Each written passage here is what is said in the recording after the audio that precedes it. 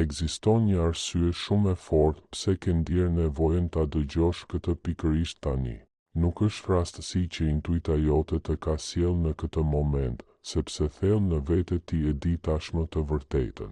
Ti e di shumë mirë që dje ndodhi diçka e pazakontë.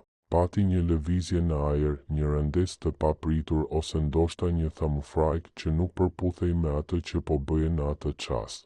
Ndoshta ishe në mes të aktiviteteve të tua të përditshme, po qeshje me dik ose thjesht po përpiqeshe të pushosh, kur papritur një ndjenjë boshllëku të goditi në kraharor pa asnjë paralajmërim. Dua të dish se nuk po imagjinon asgjë. Ky frik i papritur nuk është i yti, por jehona e një krize emocionale që dikush tjetër po përjeton larg. Kjo person është shumë keq për shkak të teje. Dhe kur them se është keq, nuk dua të them vetëm se po të mungon me nostalgji. Dua të them se struktura e saj emocionale është tronditur nga themelet. Dje kjo person të ka ndjerë më intensivisht se kur që nga ndarja ose largimi.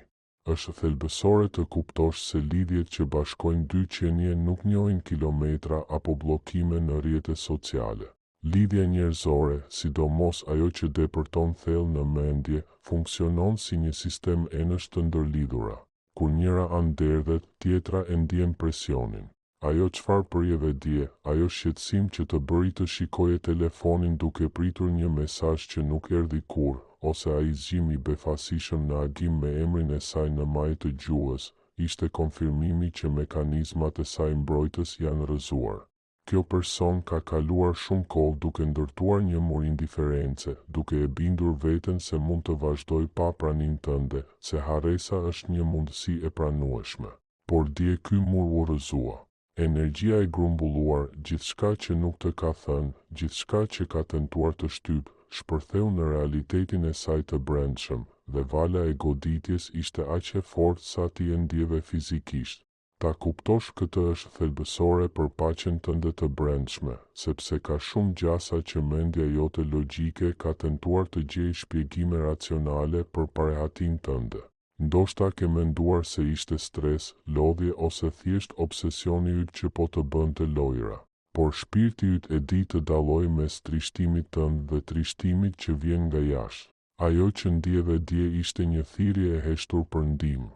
Kjo person, në vetminë e saj, u përball me realitetin e ashpër të mungesës tënde dhe pesha ishte e padurueshme. Ajo e kuptoi se asnjë shpërqendrim nuk funksionon, se zhurma e botës nuk mund ta shuajë zërin e kujtimit tënd. Ajo po përjeton një moment errësire, një natë të shpirtit, ku i vetmi dritë që njeh është ajo që ti i ke dhënë ekzistencës së saj. Dhe edhe pse krenaria ose frikrat e saj e pengojnë të vijë drejt teje në këtë moment të saktë, energjia e saj e ka bërë tashmë.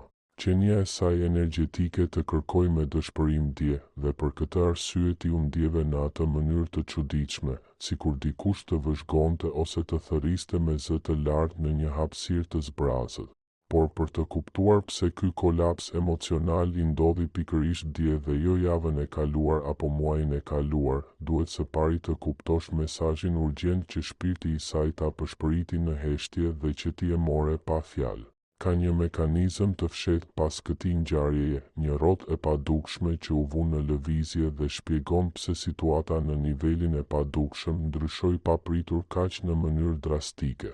A je pyetur pse mendja jote papritur nuk është në gjendje të ndalojë së sjelluri imazhin e saj me aq intensitet, pothuajse sikur ajo të ishte pas teje? Përgjigjja qëndron në atë që ndodhi mbrëm në dhomën e saj dhe në dinamikën energjetike që u lirua gjatë 24 orëve të fundit. Nëse je gati ta integrosh këtë mësim në jetën tënde, shkruaj në komente, e pranoj mesazhin. Dje nuk ishte një ditë e zakonshme në kalendarin e jetës së saj emocionale. Energjikisht pati një kulm, një mbushje të plotë.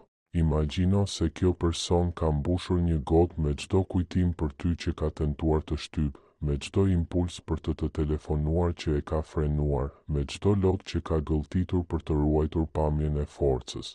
Dje ajo gotë u mbush përtej skajeve. Ajo që ndodhi ishte se rezistenca që kjo person i vinte lidhjes u thye nga lodhja e pastër.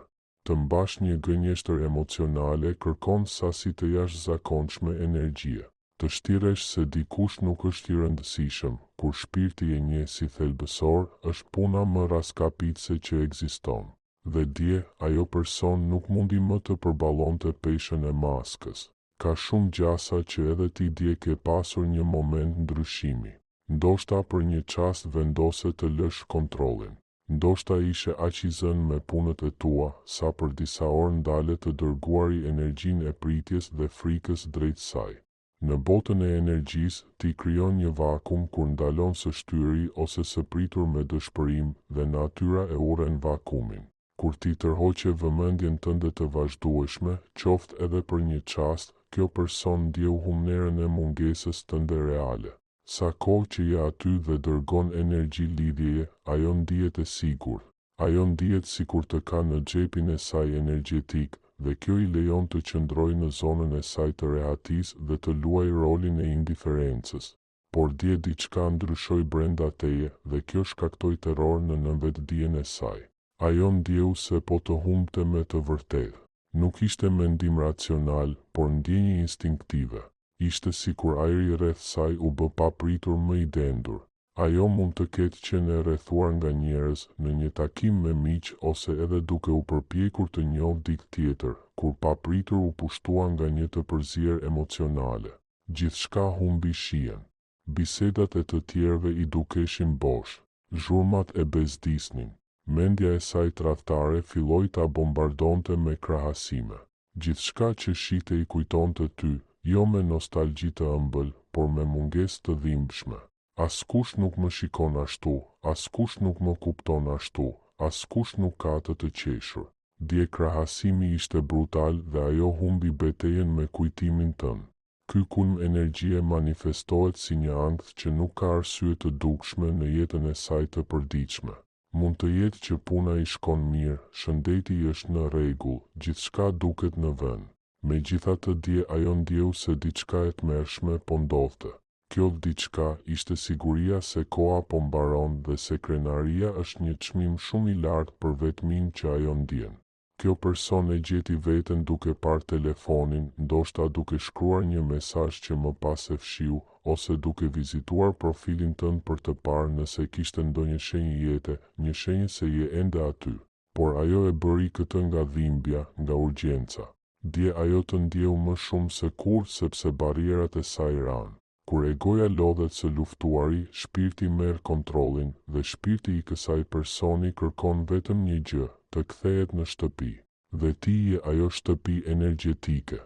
Intensiteti i asaj që ndjeu dje ishte aq i madh sa i shkaktoi një gjendje të rëndë konfuzioni mendor. Ajo vuri në dyshim të gjitha vendimet e saj të fundit. Ajo u pyet pse u largua, pse lejoi që gjërat të arrinin në këtë pikë ftohtësie. Faji dhe pendesa janë dridhje shumë të dendura dhe të rënda, dhe pikërisht ato po e përpin tani. Prandaj themi që ajo është shumë keq. Nuk është një frazë bosh për të ngushëlluar, por përshkrim i gjendjes së saj aktuale vibracionale. Ajo ndodhet në një vorbull emocionesh kontradiktore. Të dëshiron, por ka frikë. I mungon, por nuk e di nëse do ta pranosh. Do të flas me ty, por frika nga refuzimi e paralizon. Dhe e gjithë kjo stuje brendshme gjeneron një sasi masive energjie psikike të drejtuar drejt teje. Ti je marrësi i kësaj transmetimi me intensitet të lartë. Prandaj u ndjeve kështu dje, sepse more goditjen e drejt për drejt të kolapsit të saj. Kjo person është përpjekur me të gjitha mënyrat të bllokojë nga mendja e saj. Ndoshta është përpjekur të flejë herët që të mos mendoj, ose të zhytet në ndonjë aktivitet tjetër. Por energjia është si uji, gjithmonë gjen një çarje për të depërtuar. Dhe dje përmbytja ishte totale. Ajo kuptoi se të mban nën lëkurën e saj, se gjurma jote në jetën e saj është e pashlyeshme. Ky realizim është i frikshëm për dikë që ikën ndjenjave të veta, dhe ky frikë u shndërrua në ankthin që ti ndjeve. Është frika e dikujt që e kupton se ka gabuar dhe nuk di si ta rregullojë. Por ky frikë nuk erdhi vetëm. Pati një shenjë fizike, pothuajse të dhimbshme, që i konfirmoi se nuk mund të ikte më nga ai emocion. Nuk ishte vetëm diçka mendore. trupi i saj reagoi.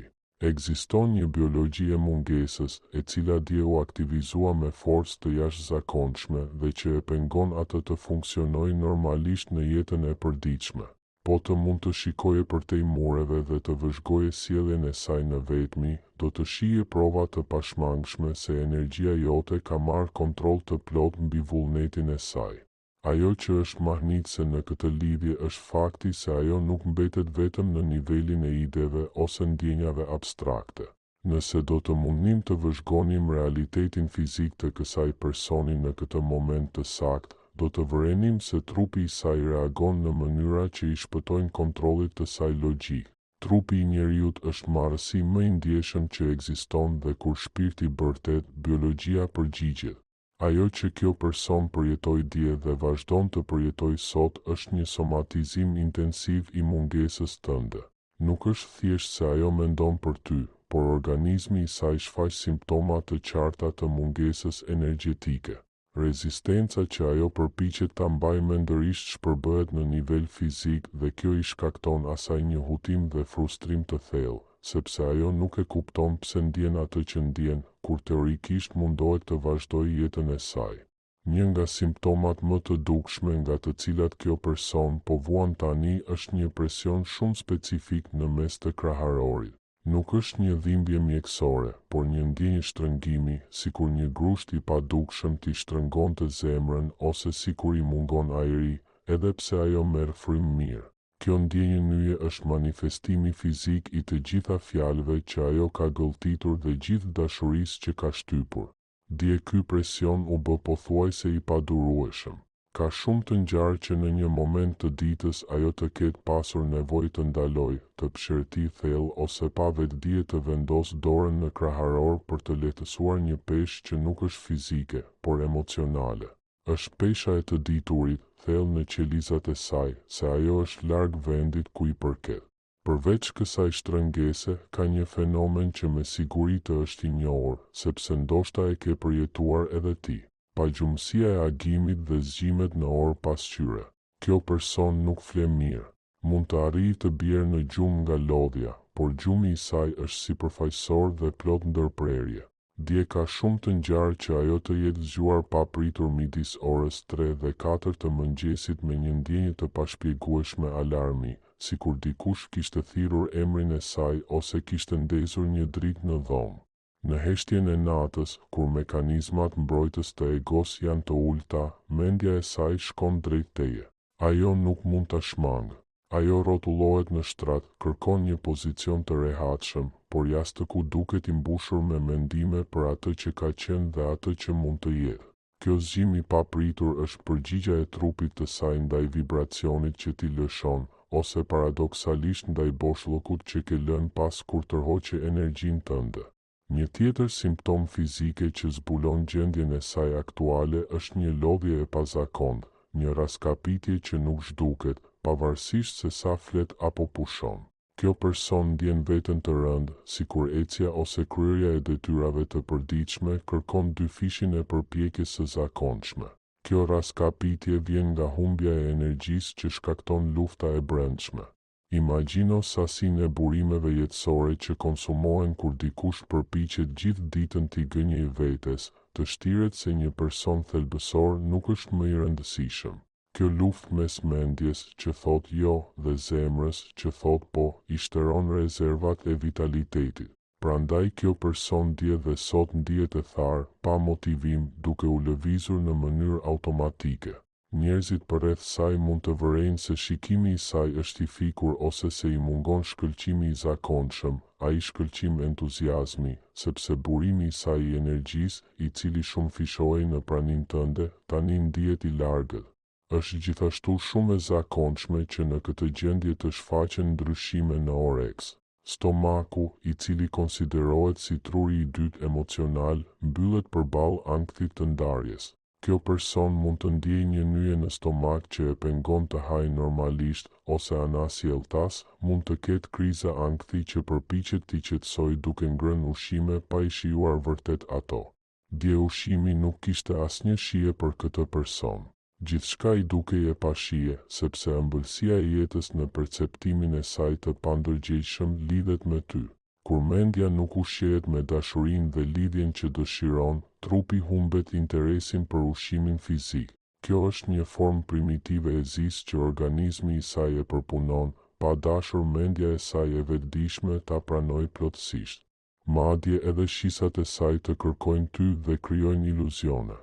Është e mundur që dje asaj është dukur sikur ka parë siluetën tënde mes njerëzve në rrugë, ose sikur ka dëgjuar një zë identik me tënden në mes të zhurmës. Ndjenja e nuhatjes, e cila lidhet më fort me kujtesën emocionale, i bën asaj vazhdimisht lojra. Papritur e arrin një erë që i kujton ty, parfumit tënd ose thjesht esencës tënde, në vende ku është e pamundur të jesh. Truri i saj është aq i dëshpëruar të gjejë modele që konfirmojnë afërsinë tënde, sa fillon të projektojë në realitetin e saj fizik. Dje kjo person ktheu kokën me shpejtësi duke menduar se ishe aty, dhe kur kuptoi se nuk ishe, ndjenja e boshllëkut u shumë fishua. Trupi i saj të kërkon, ashtu si uji kërkon shtratin e lumit. Dhe kjo kërkim biologjike dhe instinktive është dëshmi e pakundërshtueshme se, edhe pse buzët e saj heshtin, qelizat e saj bërtasin për ty. Ajo që është mahnitëse është se kjo nuk është magji. Është një ligj i mendjes dhe natyrës, i zbuluar nga një vizionar i madh dekada më parë, i cili e shpjegon në mënyrë të përsosur situatën tënde. Të kuptosh pse trupi i saj reagon kështu ndaj energjisë tënde të padukshme do të sjellë paqe shpirtërore dhe do të ndihmojë të mos dyshosh më në intuitën tënde.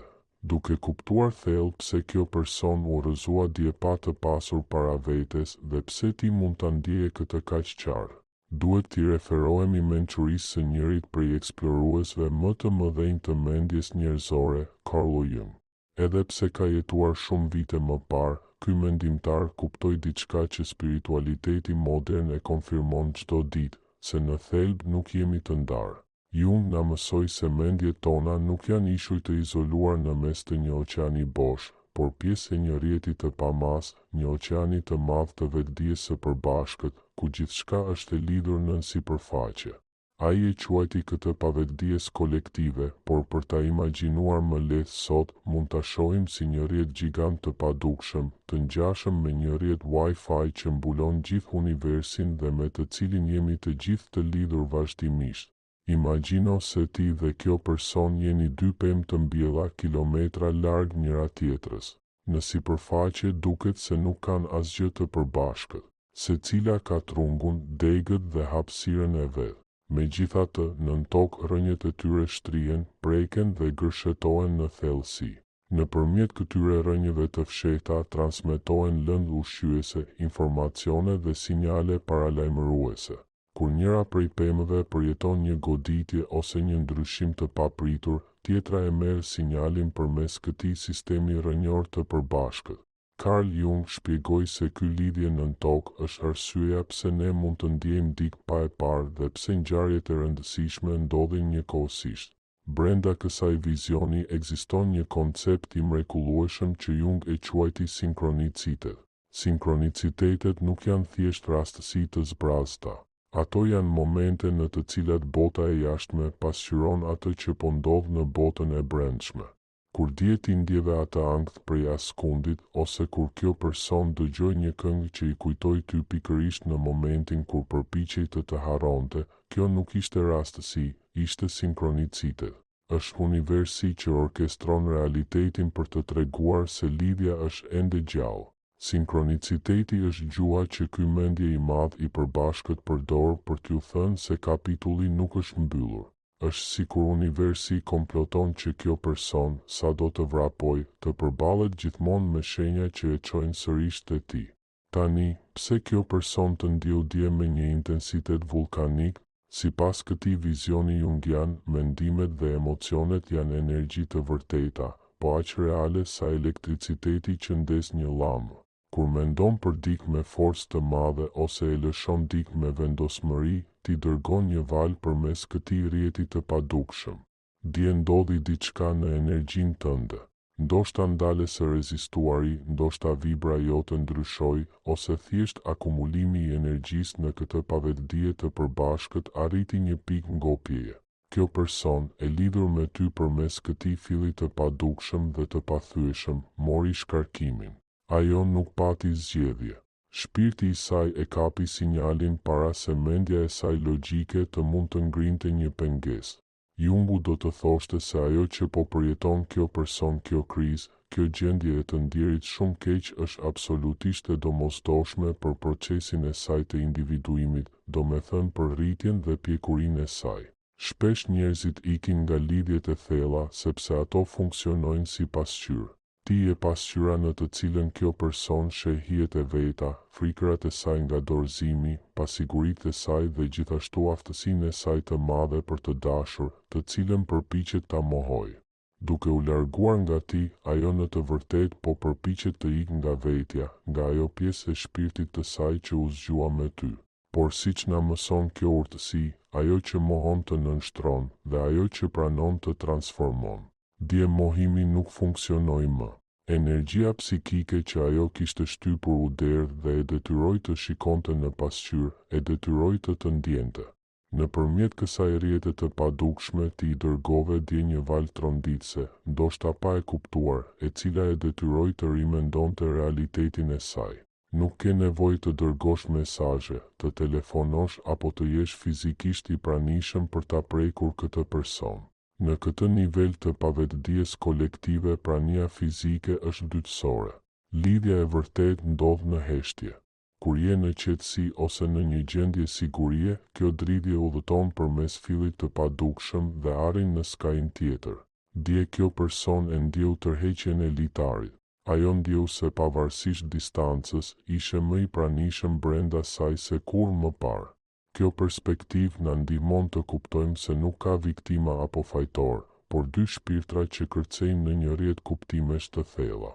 Dhimbja që kjo person ndjen tani, ky shqetësim, ky të ndjerit shumë keq është në të vërtetë një simptom e zgjimit. Pavetdia e saj e bombardon me imazhe të tua, me ëndra dhe me ndjesi fizike për të thyer shtresën e fortë të egos së saj.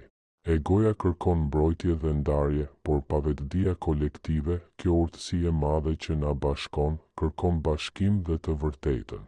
Prandaj sinjali që ajo merr nga universi bëhet edhe më i fortë sa më shumë që ajo përpiqet t'i rezistojë lidhjes. Është një ligj kompensimi. Nëse përpiqet me vetdije të fshi, me pavetdije do të ëndërrojë dy fish për ty. Gjëja më e fuqishme në këtë kuptim është se kjo ta kthen fuqinë ty. Nuk je më në mëshirë të faktit nëse ajo të shkruan apo jo për të ditur nëse lidhja ekziston. Ti e di se lidhja ekziston sepse e ndjen fillin dhe e di se edhe ajo e ndjen, edhe nëse përpiqet ta fshehë. Dje ishte prova. Dje rjeti vibroi me forcë dhe kjo dridhje nuk zhduket. Ajo mbetet duke rezonuar në fushën energjetike të kësaj persone, duke punuar në heshtje, duke gërryer mekanizmat e saj mbrojtës dhe duke përgatitur terrenin për atë që duhet të ndodhë pashmangshmërisht, dorëzimin ndaj qartësisë së asaj që ajo ndjen. Dhe pikërisht përmes këtij rjeti të padukshëm ti i dërgove dje një mesazh të heshtur, i cili e goditi më fort se çdo tekst që mund të shkruaje. Një mesazh që tani po mbin në mendjen e saj dhe shumë shpejt do të japë fryte. Është normale që, duke kuptuar për masën e asaj që kjo person ndjen dhe intensitetin e kolapsit emocional që përjetoi dje, në mendjen tënde të lind një pyetje logjike dhe e dhimbshme. Nëse është e vërtet se shpirti i saj bërtet për t'u kthyer, nëse është e vërtet se frika e gërryen dhe trupi i saj shfaq simptoma të mungesës, atëherë pse telefoni i saj hesht? Pse nuk ka telefonat, mesazh apo një shenjë të dukshme që ta konfirmojë në botën e prekshme atë që intuita jote e di tashmë në botën energjetike? Ky është paradoksi i madh i heshtjes dhe ky është momenti kur shumica e njerëzve humbin besimin në perceptimin e tyre. Por është thelbësore të kuptosh se heshtja e jashtme nuk përkthehet në një harresë të brendshme. Në fakt, në këtë rast specifik, heshtja është masa e saktë e konfliktit të saj të brendshëm. Duhet të kuptosh se ekziston një hendek i thellë midis asaj që një njeri ndjen dhe asaj që bën. Midis emocionit dhe veprimit qëndron një rojtar i egër i quajtur ego. Dhe në këtë moment egoja e kësaj persone po punon me orë të tepërta. Ajo ndihet shumë keq pikërisht sepse po lufton një betejë të ashpër brenda vetes. Në njërin anë qëndron e vërteta e zemrës së saj, e cila u aktivizua me forcë dje dhe i thërret të kërkojë, të rregullojë dëmin, të kthehet atje ku ishte e lumtur. Por në anën tjetër është frika. Frika nga refuzimi, frika nga humbja e lirisë, frika për të pranuar se ka gabuar ose thjesht frika nga cenueshmëria e të thënë, më mungon. Kjo person tani është në një gjendje paralize nga analiza. Djevala e ndjenjave ishte aq e madhe sa që sistemi i saj mbrojtës u aktivizua maksimalisht, për fytyrodik që i afrohet shumë zjarrit. Instinkti i tij i menjëhershëm është të tërhiqet që të mos digjet. Intensiteti i asaj që ajo ndjen për ty është ai zjarr. Kur dje ajo ndjeu se po digjej nga dashuria dhe dëshira, reagimi i saj automatik nuk ishte të vraponte drejt zjarrit, por të bënte një hap prapa për t'u mbrojtur. Heshtja që po dëshmon nuk është indiferencë, është një mekanizëm mbrojtës. Ajo po mbron veten nga ndikimi i madh që keti në stabilitetin e saj emocional. Ajo e di që nëse dëgjon sërish zërin tënd ose lexon fjalët e tua, çdo mur i mbetur do të shembet përfundimisht dhe ky humbje kontrolli e trem. Përveç kësaj, krenaria luan një rol themelor në këtë skenar. Është shumë e mundur që kjo person të ketë thënë ose bërë gjëra për të krijuar distancë, për të treguar fortësi ose shkëputje ndaj botës dhe ndaj teje. Prishja e heshtjes do të thotë të gëlltisë fjalët e veta dhe të pranoj një humbje. Për shpirtin, kthimi te dashuria është fitore, por për egon kthimi duke kërkuar falje ose duke treguar nevojë ndihet si poshtërim. Ajo e di që një i vetëm mesazh drejtuar teje do të shkatëronte të gjitha iluzionet që ka ndërtuar për veten. Sepse sapo të shkruaj fjalinë e parë, diga do të qahet, gjithë dëshira, mall, të vërtetat e pathëna do të derdhen si përmbytje, të pakontrollueshme. Dhe pikërisht prej kësaj po ikën tani. Jo prej teje, por prej fuqisë që ti ke mbi botën e saj të brendshme. Heshtja e saj nuk është shenjë force, por shenjë se ajo është emocionalisht në limit. Ajo po mundohet me dëshpërim të ruaj qëndrimin, edhe pse shpirti i saj ka vendosur prej kohësh se distanca është e gabuar. Trupi, gjumi, mendimet gjithçka bie ndesh me atë që egoja e saj po përpiqet të ruajë. Kjo heshtje është vetëm fasada e jashtme e një kaosi të brendshëm që bërtet shumë më fort se sa do të pranonte. Por ja e vërteta e fshehur që duhet të kuptosh, kjo fazë nuk zgjat përgjithmonë. Askush nuk mund t'i rezistoj pafundësisht një lëvizje të brendshme kaq të fortë.